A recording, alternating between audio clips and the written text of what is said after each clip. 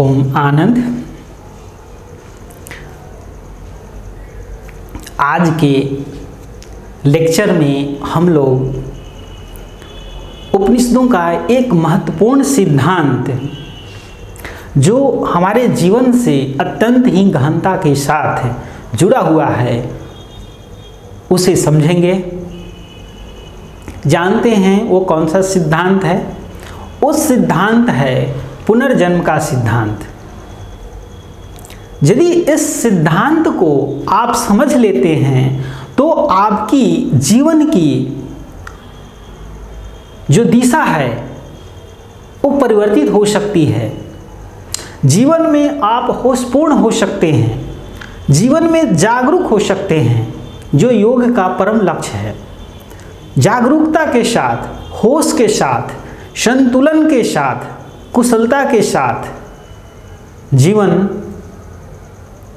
जीना, जिससे आपके जीवन का मुक्ति का मार्ग प्रशस्त हो सके। तो आइए पुनर्जन्म के इस महत्वपूर्ण सिद्धांत को समझें, ये क्या है। पिछले लेक्चर में हमने आप सभी को बताया था कि कर्म का सिद्धांत वह सिद्धांत है जो कहता है कि कर्म का फल अवश्यमेव मिलता है। आप सभी प्रश्न कर सकते हैं कि कर्म का फल कर्ता को अवश्यमेव रूप से किस प्रकार मिलता है। तो इसे स्पष्ट करते हुए श्रुतियों में कहा गया है कि जिस प्रकार गाय का बछड़ा हजारों गायों के बीच अपनी माता को ढूंढ लेता है, उसी प्रकार कर्म का जो फल है वो कर्म के कर्ता को ढूंढ लेता है। चाहे कर्ता लाखों की भीड़ में हो, करोड़ों के भीड़ में हो, अरबों की भीड़ में हो, कर्म का जो फल है वो कर्ता को ढूंढ लेता है और उसका अनुसरण करते हुए उसे फल अवश्य में प्रदान करता है। और कर्म चूंकि अल्पकालिक अर्थात तत्कालिक, मध्यमकालिक और अति दीर्घकालिक होते हैं। अब कुछ कर्म तो होते हैं जिनका फल हमें तुरंत मिल जाता है, कुछ कर्म होते हैं जिनका फल हमें मध्यम काल में मिलता है, और कुछ कर्म वैसे होते हैं जिनका फल अति दीर्घ काल में मिलता है। और जो कर्म अति दीर्घकालिक है, जिनका फल इस जीवन में प्राप्त नहीं हो सके, तो कर्म के सिद्धांत के अनुसार ये निश्चित है कि उस फल के भोग के लिए कर्ता को जन्म ग्रहण करना पड़ेगा। और यही सिद्धांत कर्म के सिद्धांत के रूप में जाना जाता है। अब कर्म के 3 प्रकारों को समझिए। जैसे आपको प्यास लगी, आपने पानी पिया, इससे आपको तत्कालिक फल तुरंत मिल गया, तत्कालिक कर्म हुआ। आपने एक आम का पौधा लगाया, उससे फल की प्राप्ति के लिए आपको 2 साल, 4 साल, 5 साल का इंतजार करना पड़ेगा। तो ये मध्यमकालिक हुआ। लेकिन कुछ फल ऐसे होते हैं, कुछ कर्म ऐसे होते हैं जिनका फल आपको इस जीवन में प्राप्त नहीं हो पाता है। जैसे आपने योग विद्या का अत्यंत ही गहन अभ्यास किया, हो सकता है कि इस जीवन में आपको मुक्ति न मिल पाए, तो अगले जीवन में इसके संस्कार से आपको योग का जो ज्ञान विज्ञान है, चेतना में, संस्कारों में सूक्ष्म रूप में आपके अंदर योग की प्रवृत्ति के रूप में व्याप्त मिलेगी। इसी को भाव प्रत्यय कहा गया है। भाव प्रत्ययो विदेह प्रकृति लयानाम। और इसके हमें शास्त्रों में अनेकों उदाहरण प्राप्त होते हैं। रामायण में भी है, गीता में भी है, महाभारत में भी है। जैसे आप देख सकते हैं भगवान राम के पिता महाराज दशरथ ने पूर्व जन्म में ईश्वर को पुत्र रूप में प्राप्ति हेतु कठोर साधना किया। भगवान विष्णु प्रसन्न हो गए और उन्हें ये वरदान दिया कि अगले जन्म में जब आप दशरथ और कौशल्या के रूप में जन्म लेंगे उस समय हम आपको पुत्र रूप में प्राप्त होंगे, और अंततः उन्हें प्राप्त हुए। तो इस तरीके से ये सत्य विदित हो जाता है कि दीर्घकालिक फल की प्राप्ति हेतु कर्ता को जन्म ग्रहण करना पड़ता है। इससे पुनर्जन्म सिद्धांत की पुष्टि होती है। इसका प्रमाण जो है आप सभी शास्त्रों में आप देख सकते हैं। जैसे जो योग का जो मूल ग्रंथ है पातंजल योग सूत्र है। पातंजल योग सूत्र में हमें पुनर्जन्म सिद्धांत के सशक्त प्रमाण प्राप्त होते हैं। जैसे देखिए, सती मूले तद्युपाको जत्यायुर्भोगा, अर्थात जब तक कर्म और इसके संस्कार रहते हैं तब तक जन्म, आयु और भोग की प्राप्ति होती रहती है। फिर दूसरे सूत्र में, अगले सूत्र में कहते हैं ते आह्लाद परिताप फला पुण्य पुण्य हेतुत्वात्, अर्थात जो एक कर्म और उसके संस्कार होते हैं शुक्ल और कृष्ण दोनों ही कर्मों के होते हैं, इसीलिए इनके फलस्वरूप जो प्राप्त फल होता है वो भी सुखद और दुखद दोनों होते हैं। और यही जो फल प्राप्ति हेतु जन्म, आयु और भोग हेतु जो जन्म की जो प्रक्रिया है पुनर्जन्म सिद्धांत कहलाती है।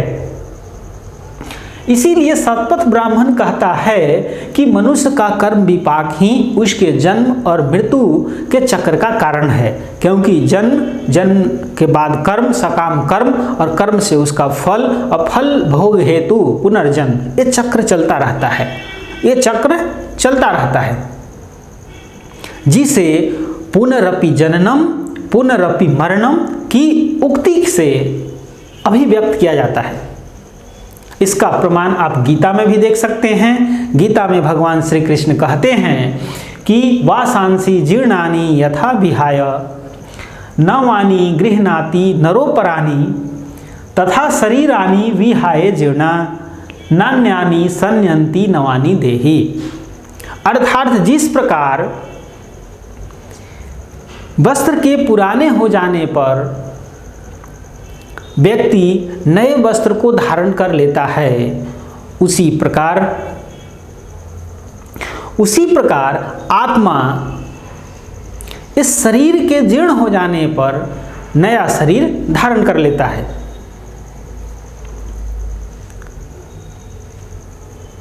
इससे आपको स्पष्ट हो जाता है कि कर्म और उसके फल भोग के हेतु जो नया जन्म का जो चक्र है यही पुनर्जन्म सिद्धांत है।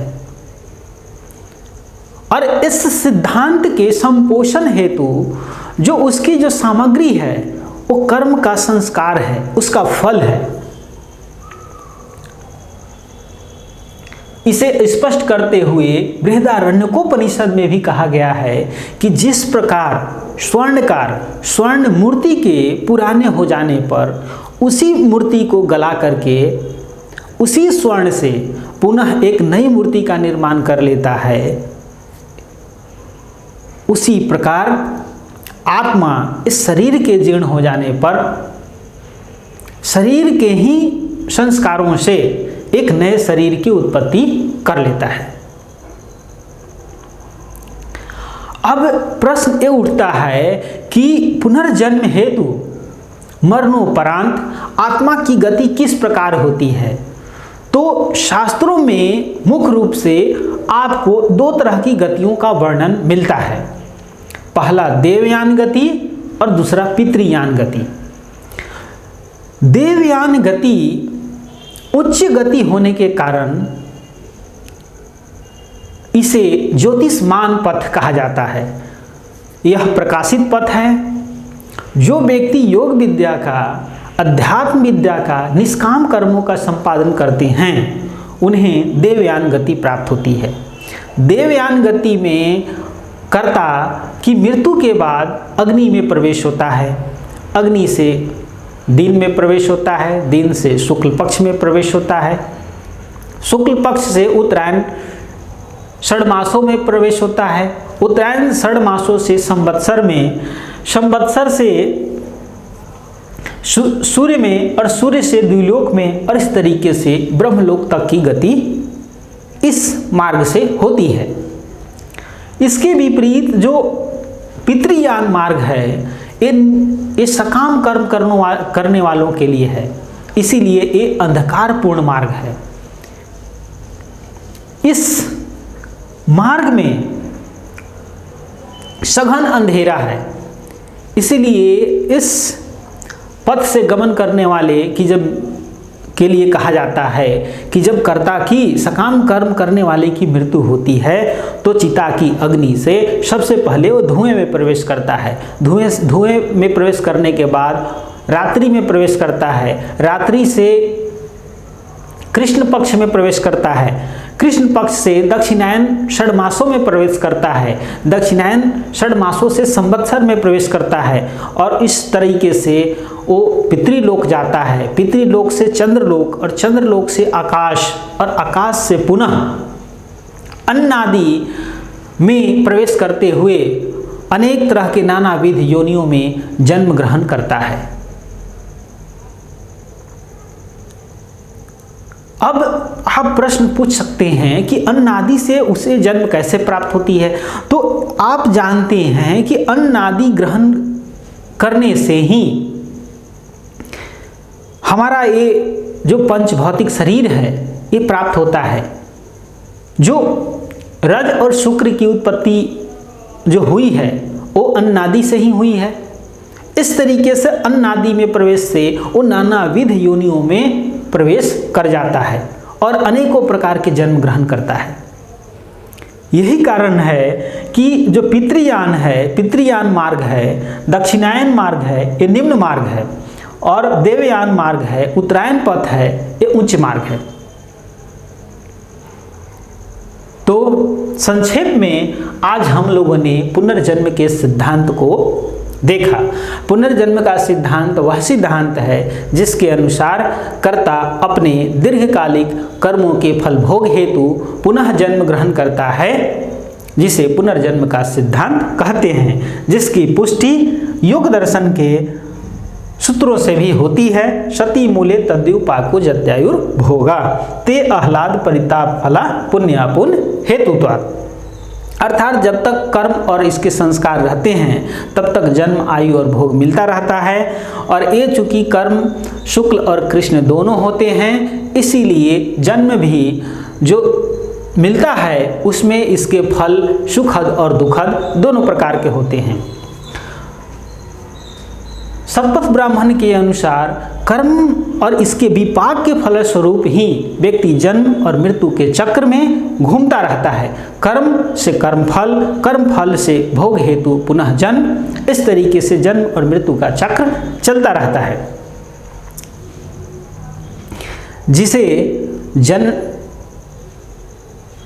क्या कहा जाता है, पुनरपि जननम पुनरपि मरणम, इस उक्ति से अभिव्यक्त किया जाता है। अब आप पूछ सकते हैं कि जो पुनर्जन्म होता है, पुनर्जन्म में नए शरीर का निर्माण कैसे होता है, तो इसे स्पष्ट करते हुए बृहदारण्यकोपनिषद कहता है कि जिस तरीके से स्वर्णकार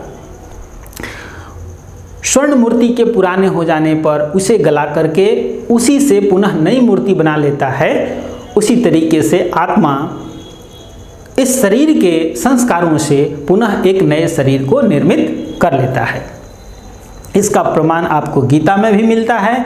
गीता में भी भगवान श्री कृष्ण कहते हैं, वासांसी जीर्णानि यथा विहाय नवानि गृहाणि नरोपराणि तथा शरीरानि विहाय जीर्णा नान्यानि संयंति नवानि देहि। अर्थात जिस प्रकार वस्त्र के पुराने हो जाने पर व्यक्ति नया वस्त्र धारण कर लेता है, उसी तरीके से शरीर के जीर्ण हो जाने पर आत्मा नए शरीर को धारण कर लेती है।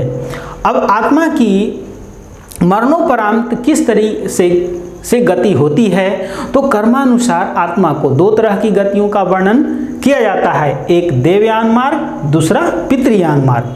देवयान मार्ग उत्तरायण मार्ग है और पितृयान मार्ग दक्षिणायन मार्ग है। देवयान मार्ग उच्च मार्ग है और पितृयान मार्ग निम्न मार्ग है। देवयान मार्ग प्रकाशपूर्ण है, पितृयान मार्ग अंधकारपूर्ण है। देवयान मार्ग किसे प्राप्त होता है? तो जो निष्काम कर्म का संपादन करते हैं, योग विद्या अध्यात्म विद्या का अभ्यास करते हैं। और पितृयान मार्ग से किसे जाना पड़ता है? जो सकाम कर्मों की उपासना करते हैं। तो इस तरीके से आपने पुनर्जन्म के सिद्धांत पे आज गहनता के साथ विचार किया कि